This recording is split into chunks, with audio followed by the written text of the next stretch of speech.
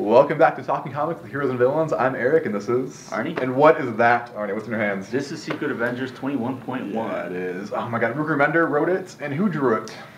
Patrick Zircher. Yeah, he did. The great and awesome Patrick Zircher. Patrick Zircher live in Tucson. Yeah, we're both big fans of this guy. He's going by Patch Zircher now, which is his new name. But yeah, he's amazing. He used to shop here. And wears a patch. No one gets that. Lives in Madripoor. The hardcore comic collectors will. The cool kids will. Yeah. You went to his house once, didn't you? I did when he was moving away to wherever he lives now. I'm so jealous of you. He had us pick up his comics because he donated them to the store. Because that's what a nice guy That's he what is. a superhero does. And I was so starstruck. I was in there going, I'm in Patrick Zircher's house. Did you touch his pens and stuff? I snuck a few. Yeah, you I did. caught the feel. Yeah, you did.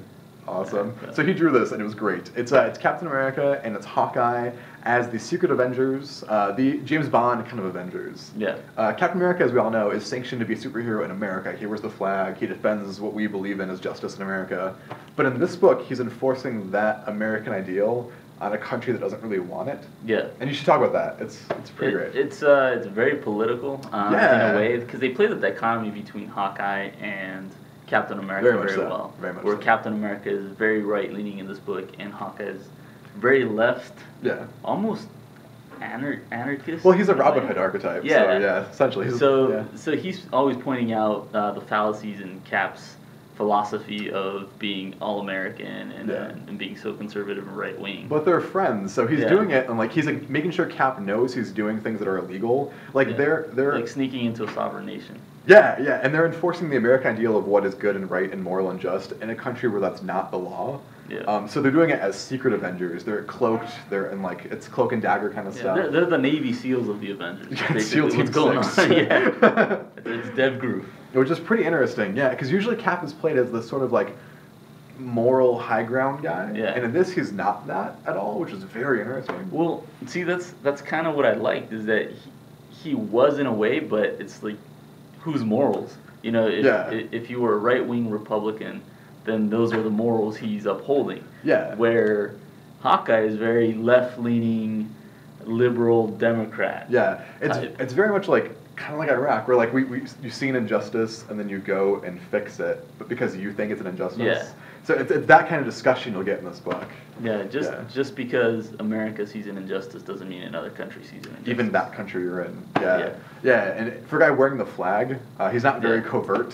He talks the talk of being undercover, but he's wearing red, white, and blue. It's kind of a screw you terrorist thing. The whole book he's on Hawkeye's case, telling him that he needs to be more covert and he needs to be under the radar and not so overt, and here he is wearing the Star Spangled Banner as a costume. Yeah, it's two friends of different political leanings trying to do the same thing, which is cool to watch how it interacts. Yeah, it's really good though. The Masters of Evil are back, kind of hokey villains. They're called the Masters of Evil. The funniest part you should talk about, where Vengeance is a Ghost Rider type character who can look at you and make you feel consumed with remorse over your sin. But he couldn't do it to Captain America. He grabbed him by the shirt and he had him in his face. Yeah. And Captain America headbutted him because, as Captain America put it in his book, he's free of all sin. So yeah, super right-wing Cap in this one. I'm not used to that at all, but I like it still. It's basically Pat Roberts throwing the shield around. I have no sin. I'm American.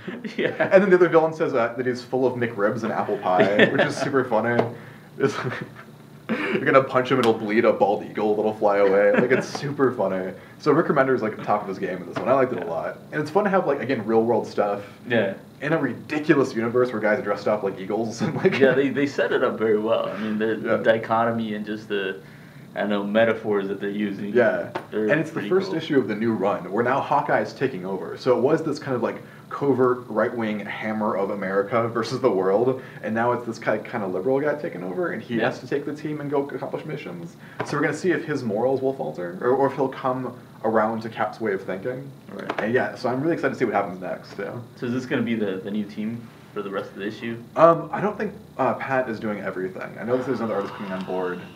Yeah. So if you're watching this Marvel, you should hire that guy. Total heartbreak. He did Deadpool and Cable. I know, which was one of my favorite books. So good. Yeah, he's amazing. So you guys should look up Patrick Zircher at Heroes and Villains or your library or whatever. Yeah.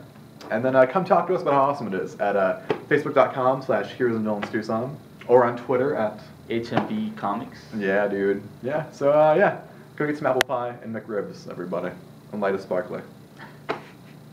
USA. You say it, Arnie. Chant it. USA. I'm not doing Nobody. that. All right. Goodbye, Patriots. I'm your Clint Barton. America.